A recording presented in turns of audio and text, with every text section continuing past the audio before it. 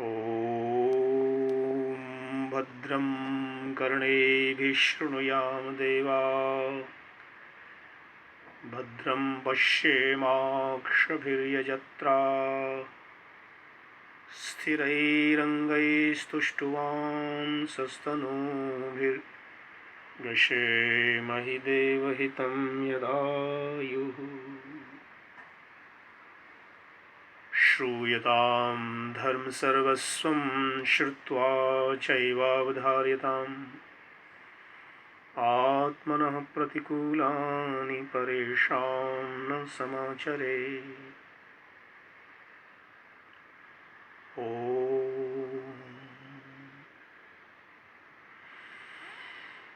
महाशिवरात्रि पर्व के अवसर पर आप सभी को हार्दिक शुभकामनाएं। महर्षि दयानंद सरस्वती के जीवन में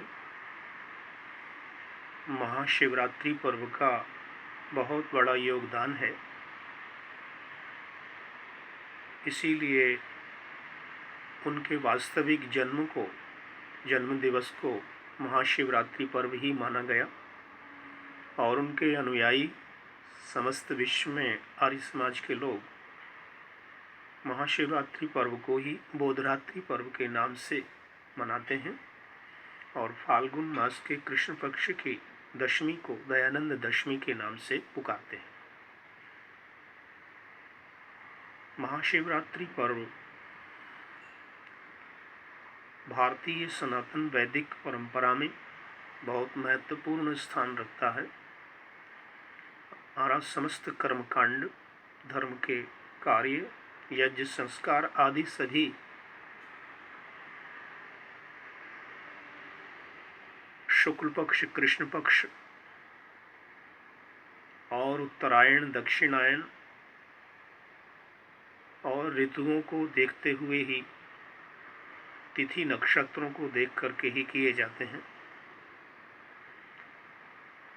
और ये काल चक्र, जिसका वेदों में, शास्त्रों में सर्वत्र वर्णन है और जो ज्योतिष शास्त्र का महत्वपूर्ण अंग है, और वेदों में कहा है कालः सर्वस्य ईश्वरः, यह काल, यह समय,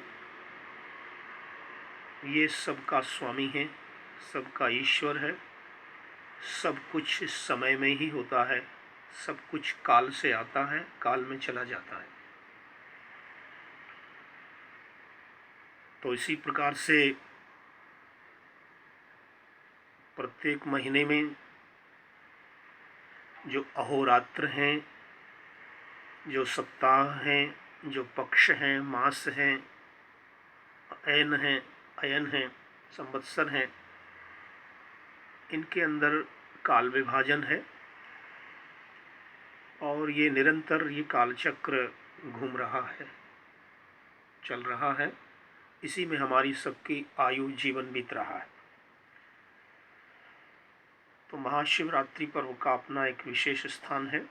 शिव की पूजा आराधना की जाती है। इसका वेदों में रुद्र के नाम से, शिव के नाम से, भवशव के नाम से, महादेव के नाम से वर्णन है। और अथर्ववेद में भी रुद्र सूक्त आता है, जो 11वें कांड में है, दूसरा सूक्त, जिसके देवता रुद्र हैं, उनको नमस्कार करने का वर्णन है। यजुर्वेद में भी षोडश अध्याय रुद्राध्याय कहलाता है और इसी से ही शिव मंदिरों में महाशिवरात्रि पर्व पर रुद्राभिषेक किया जाता है। रात्रि जागरण में इसी से पूजन अर्चन और नमस्कार किया जाता है। तो महर्षि दयानंद सरस्वती के जीवन पर संक्षिप्त प्रकाश डालते हुए महाशिवरात्रि के मंत्रों और रात्रि संबंधित चर्चा भी करेंगे। महर्षि दयानंद सरस्वती भारत देश के एक जागरूक, प्रहरी, महान वेदों के विद्वान और समाज और देश को एक नई दिशा देने वाले, वेदों के भाष्य करने वाले और बैक टू द वेदास और कृण्वन्तो विश्वमार्यं वसुधैव कुटुम्बकम इत्यादि सूक्तियों का प्रचार और व्यवहार करने वाले ऐसे महापुरुष थे जिन्होंने अपना सारा जीवन अपनी जाति के लिए, समाज के लिए, धर्म के लिए, संस्कृति के लिए, वैदिक सनातन आचार विचार सभ्यता के सुदृढ़ीकरण के लिए, प्रचार के लिए लगा दिया। कहते हैं कि महर्षि दयानंद ने अपना जीवन अनेक स्थानों पर वर्णित किया। कलकत्ता में भी उन्होंने अपने जीवन के बारे में बताया, पूना में भी व्याख्यानों में कहा, और अमेरिका के आए हुए थियोसॉफिकल सोसाइटी के लोगों के द्वारा भी प्रेरणा करने पर, पूछने पर उन्होंने अपने जीवन के बारे में कुछ बातें बताईं, जो उनका अपना जन्म चरित्र के नाम से पुस्तकाकार है। और उसमें जो विशद सामग्री है उस सब के बारे में संक्षिप्त सी जानकारी हम आपको देते हैं। स्वामी जी ने कहा, मेरा जन्म गुजरात प्रांत के मौरवी राज्य के एक समृद्ध औदिच्य ब्राह्मण घर में हुआ। ध्रांध्रा करके राजस्थान है, उसकी सीमा पर मच्छो काहठा नदी है, उसके किनारे एक मौरवी नगर है। वहाँ सन 1824 में औदिच्य ब्राह्मण, जो कि सामवेदी कहलाते हैं, उस परिवार में मेरा जन्म हुआ और मैंने शुक्ल यजुर्वेद पढ़ा है। 5 वर्ष की अवस्था में देवनागरी अक्षरों का अभ्यास कराया गया पिता के द्वारा। कुल धर्म, रीति नीति और मंत्र श्लोक आदि कंठस्थ कराए। इनके जन्म का नाम मूल शंकर था और दयाराम भी इनको पुकारते थे। इनके पिताजी अम्बा शंकर जी और बालक मूल शंकर। माता का नाम अमृताबेन, अमृतबाई। बालकपन में ही पिता ने अपने धर्म की कुल रीति नीति की शिक्षा दी। पिता इनके कट्टर वैष्णव थे और माता वैष्णव थी। पिताजी शिव पूजन की प्रेरणा देते थे और माताजी वैष्णव धर्म की शिक्षा करती थी। 8 वर्ष की अवस्था में इनका यज्ञोपवीत जनेऊ संस्कार हुआ। सन 1831 में गायत्री दीक्षा, संध्योपासन विधि सिखलाई और रुद्री का अभ्यास कराया। 10 वर्ष की अवस्था में विधिवत रूप से बालक मूल शंकर दयाराम 1833 में पार्थिव शिव पूजन किया करते थे और कथा श्रवण करते थे। पिता ने उनको विधिवत रूप से दैनिक जीवन में शिव पूजन की विधि बताई थी। साथ ही साथ यजुर्वेद को भी उन्होंने कंठस्थ किया। रुद्री, रुद्राध्याय को, यजुर्वेद को उन्होंने 14 वर्ष की अवस्था में ही कंठस्थ कर लिया था। शब्द रूपावली इत्यादि और वेद पाठ, शिव पुराण की कथा, ये सब उन्होंने पिता के द्वारा सीखा। पिताजी साहूकार लेन देन का काम भी करते थे। पिता का हठ था कि मेरा बालक मूल शंकर मेरी तरह कट्टर शैव भक्त बने, शिव भक्त बने। उन्होंने प्रेरित किया कि महाशिवरात्रि का व्रत उपवास रखे। उसके लिए पुराण की कथा सुनाई गई और उस कथा को सुनकर बालक मूलशंकर बहुत प्रभावित हुआ। कथा बहुत मीठी लगी। नगर के बाहर एक बड़ा शिवालय, जडेश्वर महादेव मंदिर, जहाँ रात्रि को महाशिवरात्रि पर्व पर भक्तों का आवागमन होता है, पूजा अर्चन होता है। प्रथम पहर की पूजा हुई, द्वितीय पहर की पूजा हुई। बालक मूलशंकर जागता रहा और जिस प्रकार से उसको बताया गया था पूजा में उसने भाग लिया।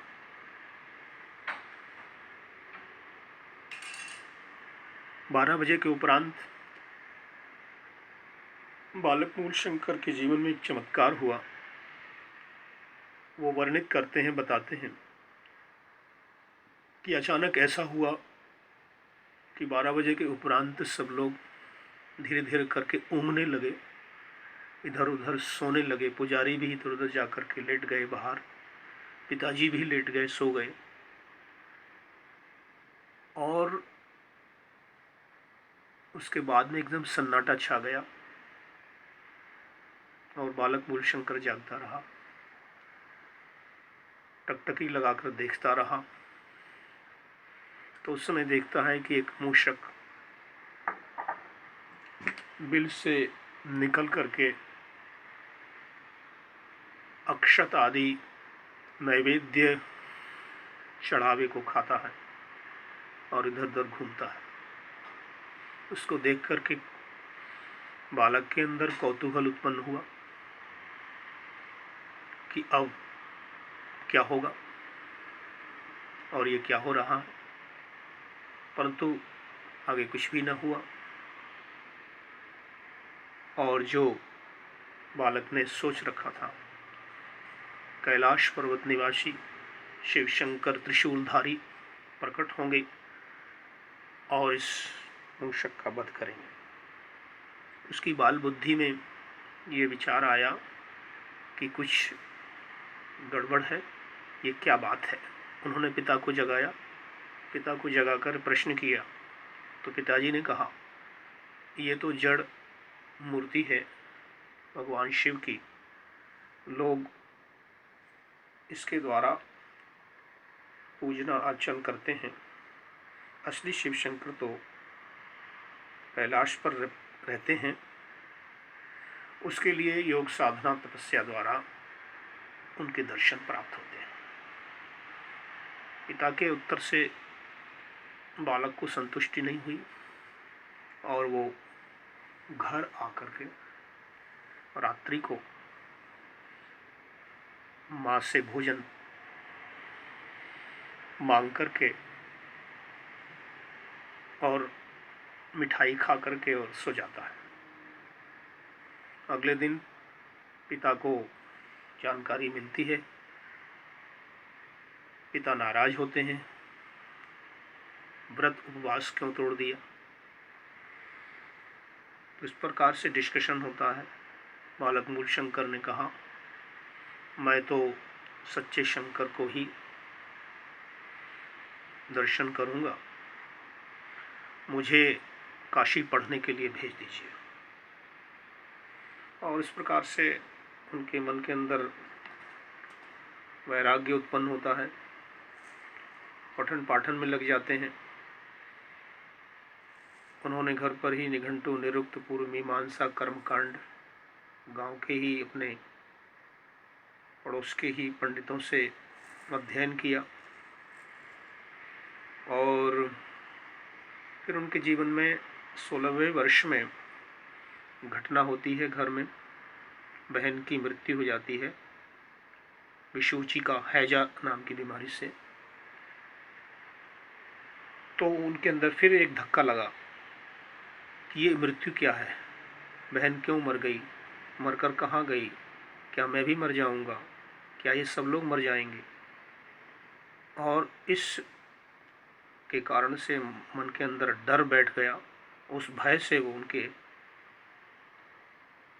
मुंह से आवाज़ ना निकलती थी और बिल्कुल भी नहीं रोए। 19 वर्ष की अवस्था में फिर चाचा जी की मृत्यु हुई। चाचा जी की स्थिति देखकर, क्योंकि वो बहुत प्यार करते थे, उनको विद्या पढ़ाते थे, तो बालक मूल शंकर चाचा की मृत्यु पर बहुत रोया, आंखें सूज गईं और उसके उपरांत वह अमर होने का उपाय खोजने लगा कि मृत्यु से कैसे बचें, ये मृत्यु क्या है, इससे छूटने का उपाय क्या है। तो पंडितों से, सन्यासियों से, विद्वानों से हमेशा यही वो पूछते रहते थे कि मृत्यु से बचने का उपाय। लोग बताते थे योगाभ्यास, त्याग, तपस्या। इस प्रकार से वैराग्य उत्पन्न हुआ और योगाभ्यास को सीखने की इच्छा हुई कि घर छोड़ करके मैं निकलूं। परंतु जिनको वो बताते थे वो परिवार से, माता पिता से शिकायत कर देते थे। इस प्रकार से माता पिता उनके विवाह का विचार करने लगे। बालक मूलशंकर ने 20 वर्ष की अवस्था में काशी में पढ़ने के लिए पिता से आज्ञा मांगी, परंतु माता पिता ने मना कर दिया और पास के ही किसी गांव में पढ़ने के लिए व्यवस्था कर दी। वहाँ पर भी पढ़ाने वाले पंडित जी से चर्चा हुई तो वही वैराग्य की बातें उनके अंदर चल रही थी कि मुझे योगाभ्यास करना है, मुझे विद्या पढ़ना है, मृत्यु से छूटने, अमर होने की विद्या को सीखना है। विवाह की तैयारियां होने लगी। 21 वर्ष हो गए। 22 वर्ष की अवस्था में जब देखा कि विवाह का सब कुछ तैयार होने लगा है, अंदर ही अंदर माता पिता जल्दी से जल्दी विवाह कर देना चाहते हैं, तो एक दिन वो 1846 में घर से निकल पड़ते हैं। गृह त्याग करके 30 मील पैदल चलते हैं और किसी गांव में जाकर हनुमान मंदिर में शिखर पर चढ़कर रात्रि बिताते हैं। और इस तरह अगले दिन फिर वहाँ से और आगे चले जाते हैं। रास्ते में कुछ बैरागी साधु वगैरह मिलते हैं, तो वो उनके आभूषण और अंगूठी, कपड़े इत्यादि भेंट करवा लेते हैं।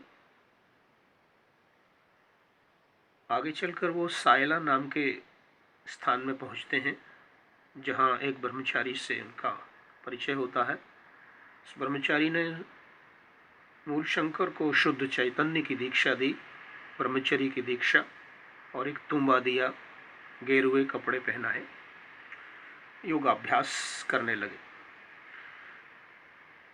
कोट कांगड़ा में जाकर के भी उन्होंने सुना कि विद्वान सन्यासी, साधु लोग, पंडित लोग हैं, उनसे चलकर सत्संग करना चाहिए। 3 महीने तक वहाँ भी रहे और वहाँ से पता लगा कि सिद्धपुर का कार्तिक में मेला भरता है, तो वहाँ पहुँच गए।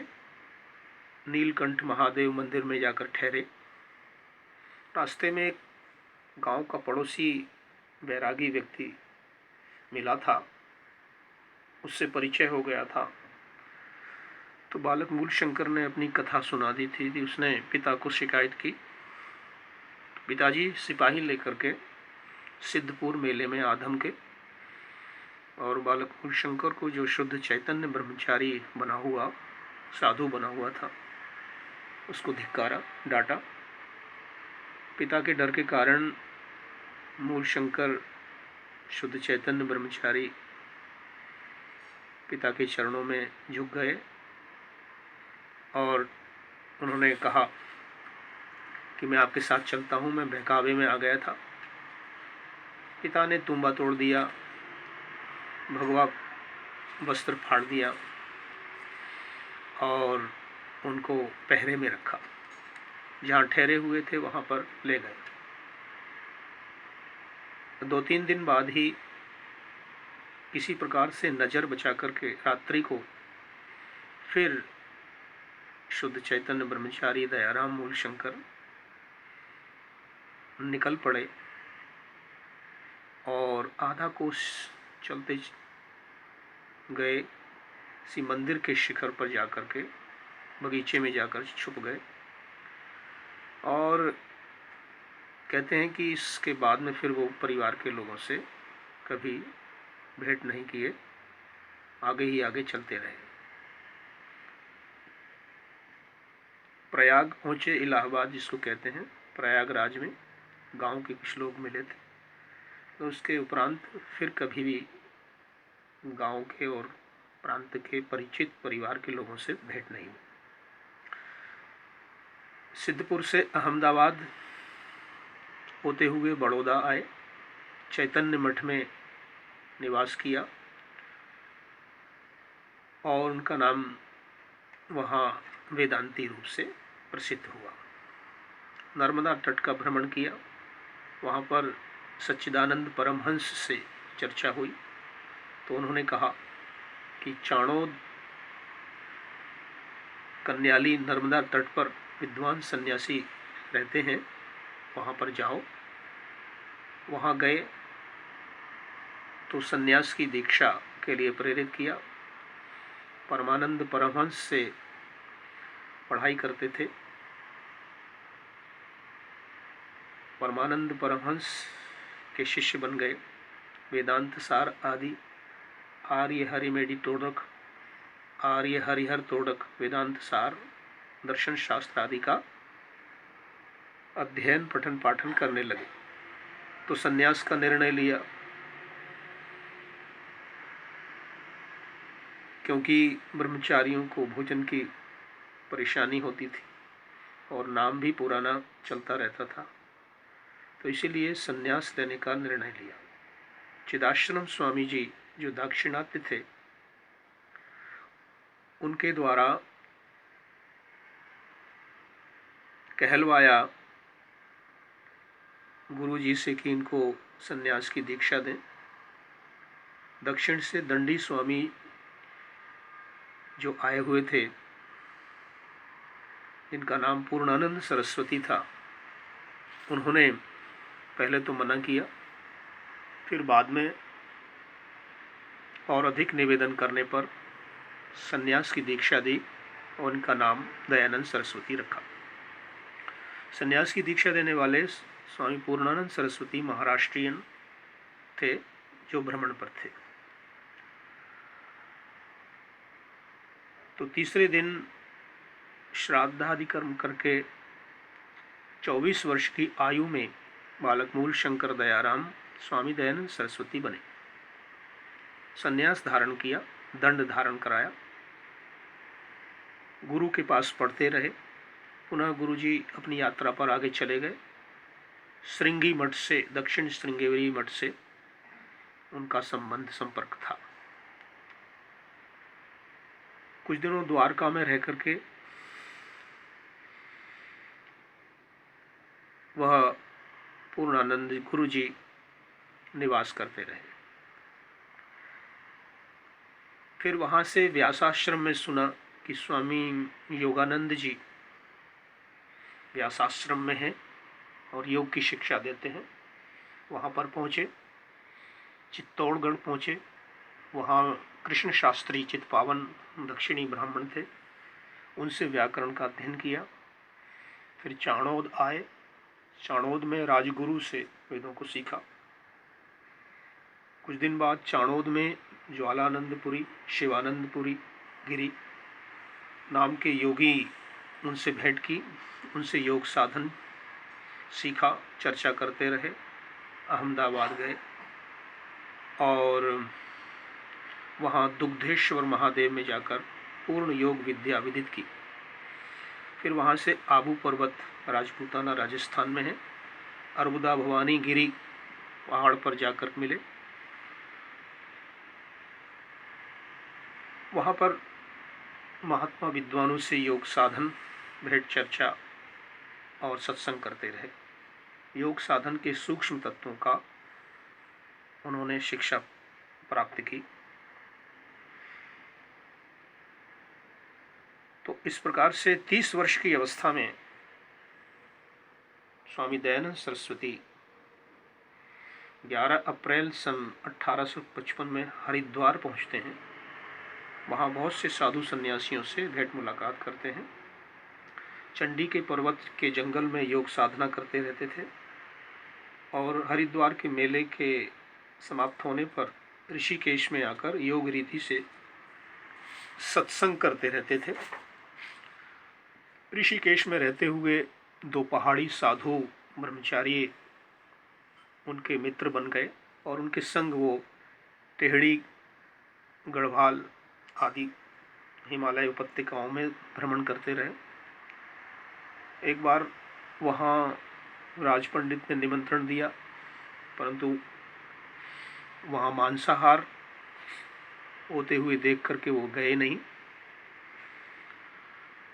इस प्रकार से पहाड़ों में, हिमालय की तलहटियों में योगियों की खोज में घूमते रहे। कहीं कहीं उनको तांत्रिक मार्गी लोग मिले जिनको देख करके उनको घृणा हुई। वहाँ से श्रीनगर गए।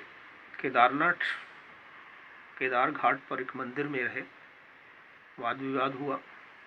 गंगागिरी नाम के साधु से मित्रता हुई। 2 महीने तक वहाँ रहे।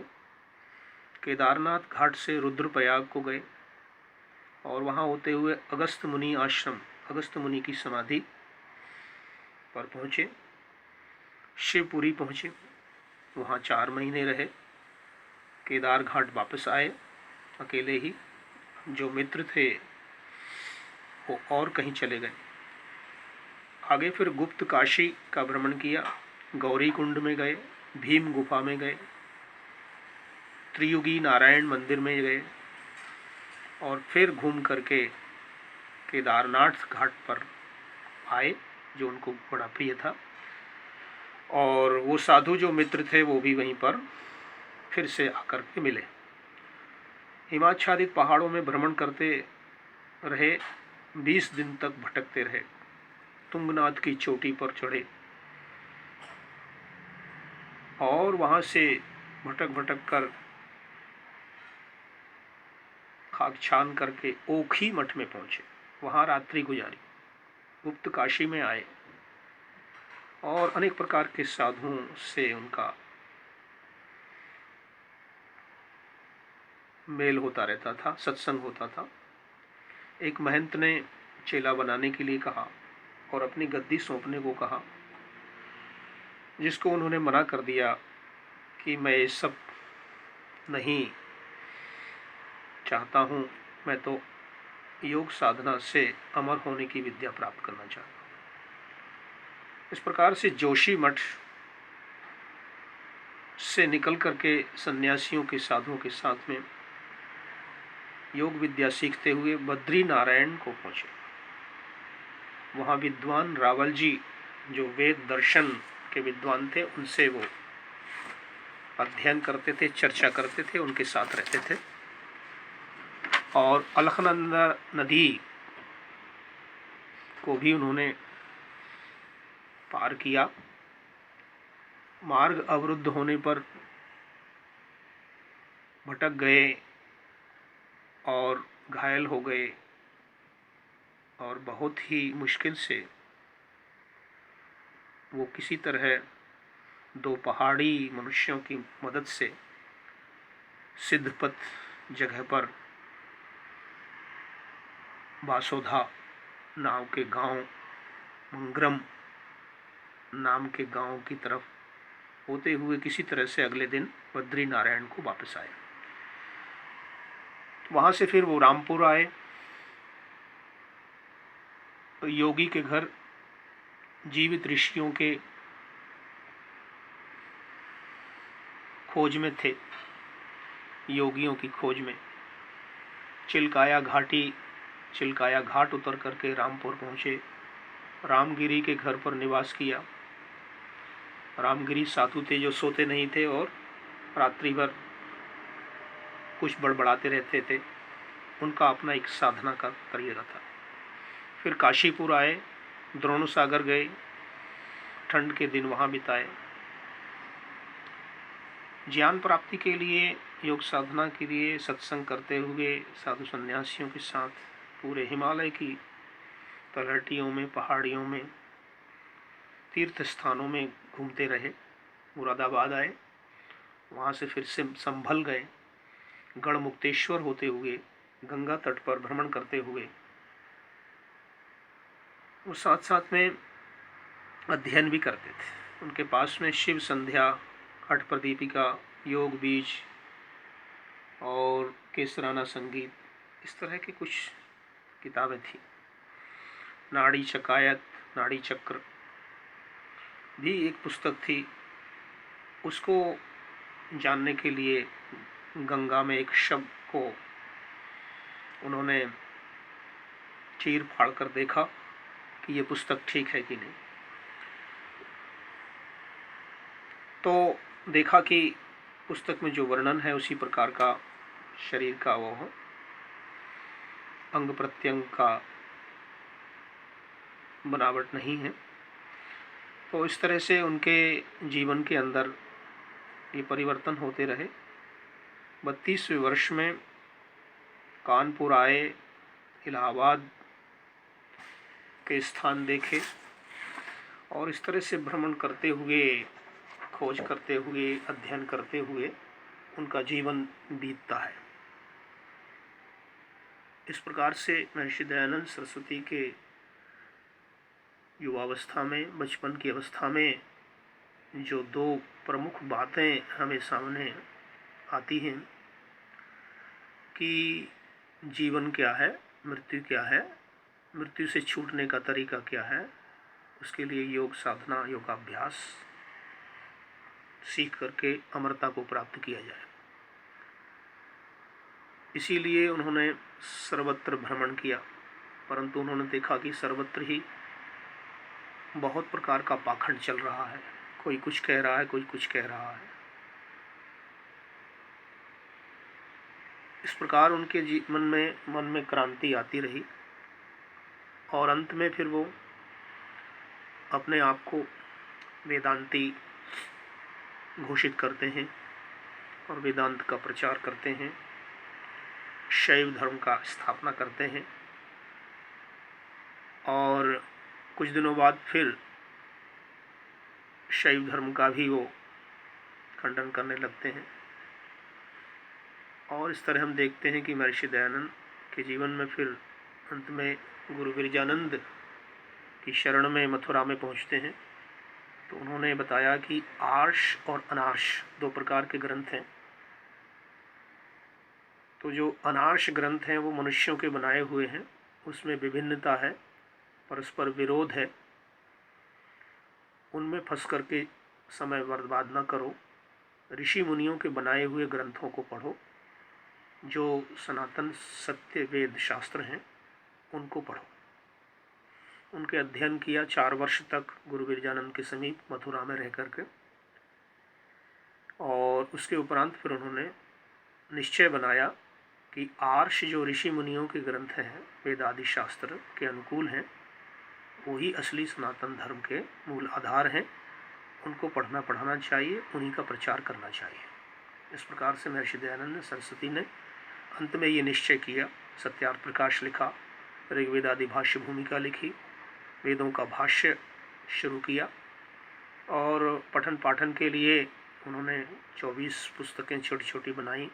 वर्णोच्चारण शिक्षा से लेकर वेद तक अध्ययन करने के लिए व्याकरण के अनेक ग्रंथ निर्माण किए। संस्कार विधि ग्रंथ का निर्माण किया। जन्म से लेकर मृत्यु पर्यंत तक 16 संस्कारों का विधान किया। तो वेदानुकूल जितनी भी यज्ञ संस्कार की प्रक्रियाएं, कर्मकांड यथा वो गृह सूत्र, स्रोत सूत्र और ऋषि मुनियों के बनाए हुए ग्रंथों के अनुसार वेदों के अनुकूल चीज़ों को उन्होंने समाज में लागू किया, प्रचार किया और अंत में फिर वो आर्य समाज के नाम से संस्था की स्थापना की।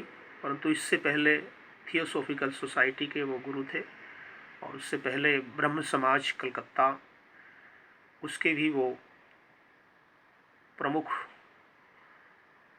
गुरु रहे हैं। और उनसे मतभेद होने के उपरांत ही फिर बाद में आर्य समाज की स्थापना मुंबई में की गई, जहां उन्होंने ये सब नियम बनाया कि वेद का पढ़ना पढ़ाना सुनना सुनाना सबका परम धर्म है। वेद को सर्वोपरि मानते थे और ब्रह्म समाज के और थियोसॉफिकल सोसाइटी के जो संबंध थे उनसे अलग हुए और आर्य समाज का सारा आंदोलन भारतवर्ष के अंदर उत्तर भारत में फैला, पंजाब प्रांत में विशेष करके। और इस तरह से महर्षि दयानंद सरस्वती एक क्रांतिकारी महापुरुष सिद्ध हुए, जिन्होंने प्राचीन सनातन वैदिक धर्म को पुनरुज्जीवित करने के लिए वेदों के आधार पर ऋषि मुनियों के बनाए हुए ग्रंथों का प्रचार प्रसार किया और उसी के आधार पर कर्मकांड करने का विधान किया। इस तरह से महर्षि दयानंद का ये जीवन संघर्षमय जीवन था और उन्होंने समाज सुधार, देश उद्धार और उस समय परतंत्र भारत के स्वतंत्रता के लिए, आज़ादी के लिए काम किया। 1857 में उनके संबंध क्रांतिकारियों से थे और क्रांतिकारी उनके शिष्य तात्या टोपे वगैरह, तो उस समय उनके निर्देशन में वो काम करते थे। अनेक गोरे अधिकारियों को भी उन्होंने गौ रक्षा के लिए प्रयत्न किया और गौ करुणानिधि आदि ग्रंथ लिख करके मनुष्य ही नहीं बल्कि पशु पक्षियों उनको बचाने के लिए भी उन्होंने बहुत बड़े आंदोलन किए उस समय में। तो महर्षि दयानंद सरस्वती हम सबके लिए प्रेरणा स्रोत हैं, महापुरुष हैं, ऋषि मुनियों की पद्धति को जागृत करने वाले एक संत हैं, एक महाविद्वान पुरुष जिनको महाशिवरात्रि पर्व पर हम सब लोग स्मरण करते हैं, श्रद्धांजलि देते हैं और उनका जन्म जयंती महाशिवरात्रि पर्व पर मना करके सारे विश्व में अपने आप को सत्कृत बनाते हैं। अगले भाग में आगे के जीवन और क्रियाकलापों को वर्णन करेंगे। अभी बहुत बहुत शुभकामनाएं महाशिवरात्रि पर्व की।